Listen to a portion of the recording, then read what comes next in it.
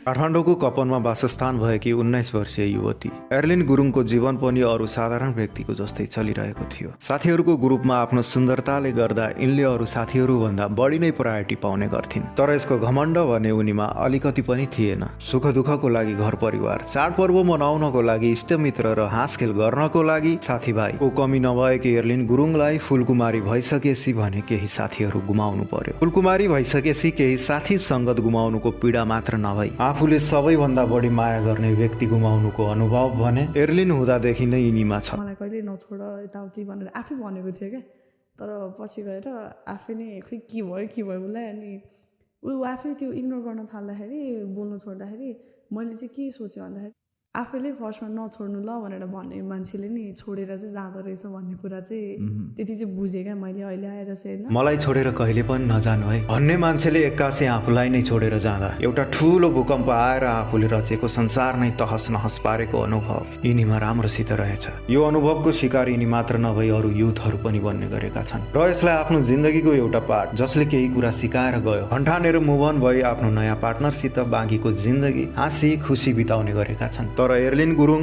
यानि फुलकुमारीको भने यो विषयमा अरूको भन्दा छुट्टै नै सोच रहेछ। ब्याक आयो भने चाहिँ के गर्छु भन्दाखेरि पहिला के को कमी भएको थियो होइन, त्यो कुरा चाहिँ कमी पुरा गरिदिन्छु क्या बरु भन्दा क्या। आई स्टिल वान्ट हिम टाइपको छु क्या म चाहिँ फेरि इफ आई लभ समवन होइन, आई लभ हार्डर क्या, अति नै क्या। भाग्यले जहाँ लाग्छ त्यही जाने हो। म चाहिँ अलि त्यो भाग्यमा नै विश्वास गर्छु।